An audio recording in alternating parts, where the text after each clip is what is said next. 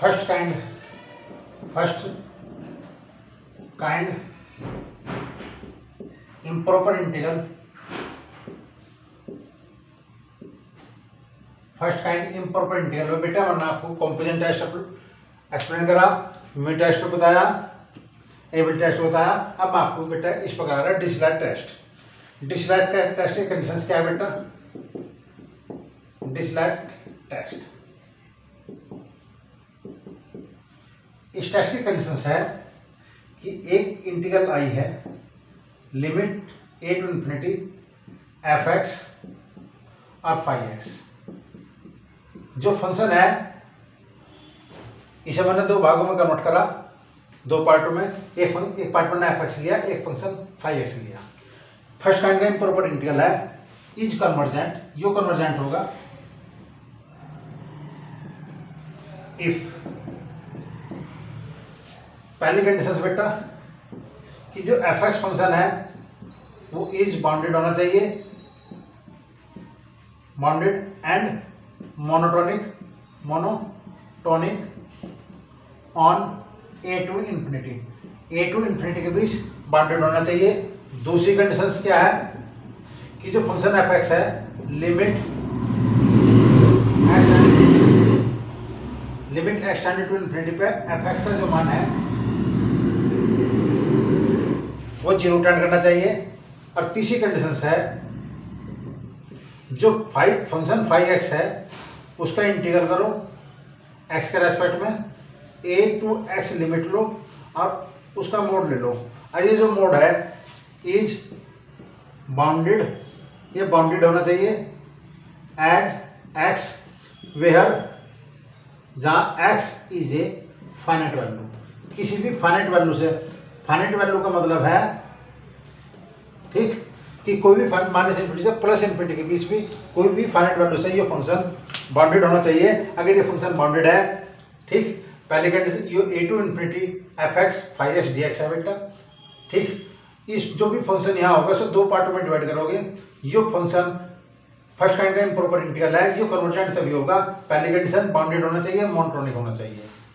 दूसरी condition fx x tending to infinity पे 0 tend करना चाहिए, और फाई एक्स का जो इंटीग्रल है a टू x लिमिट के बीच में निगेटिव होगा पॉजिटिव होगा, सब मोड ले लिया, मोड का मतलब वो किसी फाइनाइट वैल्यू से बाउंडेड होना चाहिए। तो ये आपके पास डिरिचलेट कंडीशंस को बिलोंग करता है, 1 2 3 कंडीशंस बेटा, ठीक। अब इस पर आपको मैं एग्जाम्पल करा रहा, क्वेश्चन है बेटा i equal to a to infinity sine x upon root x d x, इसे दो फंक्शन में कन्वर्ट करो, a टू इन्फिनिटी, एक फंक्शन को मैंने साइन एक्स कह दिया, एक फंक्शन को मैंने रूट एक्स कह दिया। अब इसमें से दो फंक्शन, एक फंक्शन को fx मानना, दूसरे फंक्शन को आपको बेटा फाई एक्स मानना। फाई fx की कंडीशन ऐसी होनी चाहिए जो बाउंडेड हो, ठीक। तो फंक्शन fx को मैंने 1 अपॉन रूट एक्स मान लिया, और फाई एक्स फंक्शन को बेटा मैंने मान लिया साइन एक्स, ये मैंने लेट कर लिया। ये जो फंक्शन fx मैंने लिया इसे मुझे बाउंडेड बताना, मोनोटोनिक बताना, x टेंडिंग टू इन्फिनिटी पे इसकी वैल्यू 0 होनी चाहिए। fx is equal to 1 upon root x is bounded, ये बाउंडेड है on a to infinity, a to infinity के पीछे फंक्शन बेटा बाउंडेड है। अब इसके बाद हमने लेट करा बेटा x1 और x2 दो एलिमेंट मैंने a टू इन्फिनिटी के बीच ले लिए, क्योंकि अब मुझे दिखाना बेटा ये मोनोटोनिक इंक्रीजिंग या डिक्रीजिंग होना चाहिए। तो हमने लेट कर लिया, फिर x1 ग्रेटर है x2 से, लेट कर लिया कि x1 x2 से ग्रेटर है, मैंने दोनों और रूट ले लिया, रूट x1 रूट x2। जब रूट लूँगा तो बेटा ये इनक्वालिटी चेंज नहीं होगी। अब इसे 1 अपॉन में कर दो, 1 अपॉन में करने पे इनक्वालिटी चेंज हो जाएगी, 1 अपॉन रूट x2। ये फंक्शन जो है fx1 हो जाएगा, और ये फंक्शन बेटा fx2 हो जाएगा। x1 बड़ा है x2 से, फंक्शन में इनक्वालिटी चेंज होगी, तो इसका मतलब fx is monotonic decreasing function हुआ, decreasing on a to infinity. Dirichlet test की कंडीशन है, डिरिचलेट टेस्ट की कंडीशन में अप्लाई कर रहा है बेटा। इसमें पहली कंडीशन बाउंडेड होना चाहिए, दूसरा मोनोटोनिक होना चाहिए, दोनों कंडीशन नोट होगी। तीसरी ठीक एक कंडीशन के अकॉर्डिंग था। अब दूसरी कंडीशन है बेटा, limit x tending to infinity पे एफ एक्स लिया, limit x tending to infinity पे 1/√x का जो मान है वो 0 टेंड करता है। पहली कंडीशन थी बाउंडेड और मोनोटोनिक, वो मैंने कंडीशन बता दी। दूसरी कंडीशन थी एफ एक्स पे x tending to infinity tend कराऊंगा तो बेटा वैल्यू 0 हो जाएगी। दूसरी कंडीशन से थी। और तीसरी कंडीशन फाई एक्स फंक्शन पे है, a to x phi x लिया, डी एक्स इसका मोड ले लिया बेटा मैंने, ए टू एक्स फाई एक्स का मान है साइन एक्स डी एक्स, इसका मोड ले लिया बेटा। साइन एक्स से जो इंटीग्रल करा वो बेटा माइनस के कोस एक्स हुआ। Limit A to x limit होगी, इसका मोड ले लिया बेटा।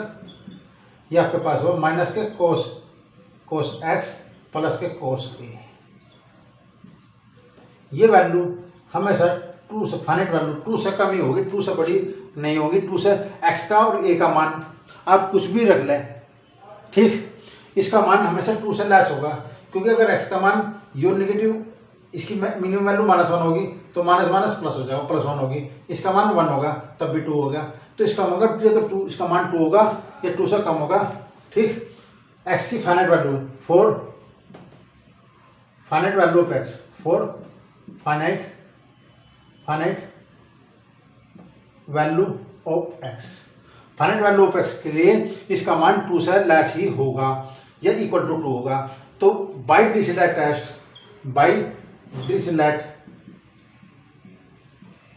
टेस्ट, इस टेस्ट के अकॉर्डिंग मैंने कहा था, डिरिचलेट टेस्ट के अकॉर्डिंग जो फंक्शन है उसे दो फंक्शन के प्रोडक्ट में कन्वर्ट करेंगे। ए फंक्शन को फाई एक्स मान लेंगे, ए फंक्शन को एफ एक्स मान लेंगे। एफ एक्स जो फंक्शन है वो पहले बाउंडेड होना चाहिए, फिर मोनोटोनिक होना चाहिए। मोनोटोनिक का मतलब है ये तो वो इंक्रीजिंग हो या डिक्रीजिंग हो, कोई सी भी एक कंडीशन से होल्ड करनी चाहिए। तो मैंने क्या करा बेटा, इसे दिखा दिया। ये आपके पास मोनोटोनिक डिक्रीजिंग फंक्शन है ए टू इन्फिनिटी के बीच में। मोनोटोनिक का मतलब है या तो इंक्रीजिंग हो या डिक्रीजिंग हो। तो क्या हुआ, डिक्रीजिंग होगा, बाउंडेड होगा, पहली कंडीशन होल्ड होगी। दूसरी कंडीशन है कि एक्स टेंडिंग टू इन्फिनिटी हो फाई एक्स की वैल्यू 0 टेंड करनी चाहिए, तभी टेंड होगी। इसके बाद तीसरी कंडीशन है a to x phi x d x, इसका मैं इंटीग्रल कर रहा हूँ फाई एक्स का, तो वो फाइनाइट वैल्यू से लेस होना चाहिए। अब finite value minus cos x plus cos a का मोड हुआ तो वैल्यू 2 से लेस ही होगी या 2 के इक्वल होगी। 4 finite value of x, x का मान आप कुछ ही रख लो।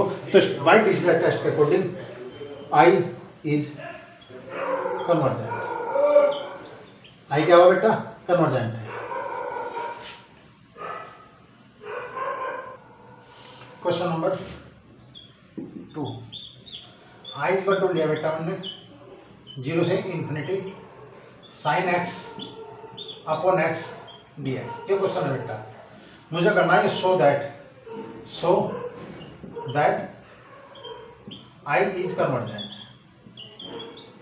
मुझे शो करना है कन्वर्जेंट है। अगर मैं इस क्वेश्चन को कंपेरिजन टेस्ट से करता हूं तो ये क्वेश्चन डाइवर्जेंट होगा। अगर मैं इस क्वेश्चन को कंपेरिजन टेस्ट से करता हूं तो ये डाइवर्जेंट होगा। और ठीक, अब मुझे शो करना सो दैट आई इज कन्वर्जेंट, इसे कन्वर्जेंट शो करना बेटा।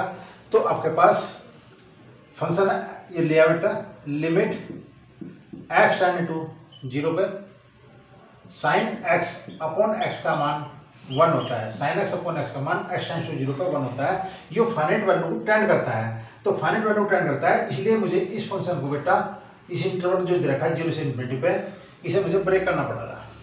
मैंने ए ग्रेटर 0 ले लिया, आई को 2 भागों में कन्वर्ट करा, 0 से a sine x upon x d x plus a to infinity sine x upon x d x. यो इंटीग्रल I1 हुआ और यो इंटीग्रल I2 हुआ। ब्रेक मुझे इसलिए करना पड़ा क्योंकि 0 को फाइनाइट वैल्यू दे रहा है, ठीक। तो फाइनाइट वैल्यू टेंड कर रहा है, डायरेक्ट फाइनाइट वैल्यू प्राप्त नहीं होती, इसलिए मुझे इसे ब्रेक करना पड़ा। ये आपके पास लेफ्ट कर लिया बेटा, जो इंटीग्रल I1 होगा जो इंटीग्रल I2 होगा। अब मुझे I1 की कन्वर्जेंसी शो करनी है। I1 0 से a sign x upon x d x is proper integral. ये प्रॉपर इंटीग्रल है क्योंकि रेंज फाइनाइट है, फंक्शन बाउंडेड है, 0 पे फाइनाइट वैल्यू दे रहा, a पे फाइनाइट वैल्यू दे रहा, तो इसलिए फंक्शन बाउंडेड है, रेंज फाइनाइट है, प्रॉपर इंटीग्रल होगा, सो इसलिए I1 इज कन्वर्जेंट। I1 क्या हुआ बेटा? कन्वर्जेंट हुआ। अब मुझे I2 की कंडीशन दिखानी है। I2 आपके पास है बेटा a टू इन्फिनिटी, इसे साइन एक्स कह दिया और इसे 1/x dx कह दिया। ये फंक्शन fx को मानना है, 1/x मानना, और 5x को बेटा मानना साइन x मान लिया, 5x को मानने साइन x मानना। fx equal to 1/x is bounded है एंड मोनोटोनिक है, monotonic on a to infinity. ये फंक्शन बाउंडेड भी है और मोनोटोनिक है a टू इन्फिनिटी के बीच में। ठीक, इसके बाद limit x tend to infinity पे fx लिया, limit x tend to infinity पे 1/x 0 को टेंड कर रहा। ये भी कंडीशन होगी, पहली कंडीशन होल्ड होगी, दूसरी कंडीशन होल्ड होगी। अब आपके पास बेटा limit a to x 5x dx, a to x 5x की वैल्यू है साइन x dx, इसका इंटीग्रल करा, ये बेटा माइनस के कोस x आया, a टू x, ये कंडीशन से होगी। तो आपके पास ये होगा बेटा माइनस के कोस x प्लस के कोस a, ये वैल्यू फिर लेस देन इक्वल टू 2 होगी। x का मान और a का मान हम कुछ ही रखना है, ये वैल्यू फाइनाइट वैल्यू देगा। ठीक, तो इसका मतलब है by Dirichlet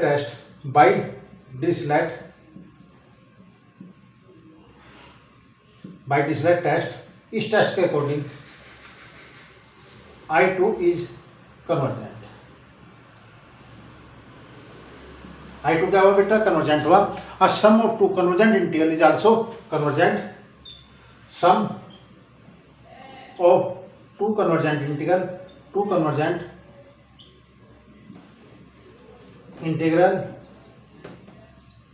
is also convergent. Sum of two convergent, I1 भी कन्वर्जेंट है, I2 भी कन्वर्जेंट है, तो sum of two convergent integral is also convergent, then तब I इज कन्वर्जेंट।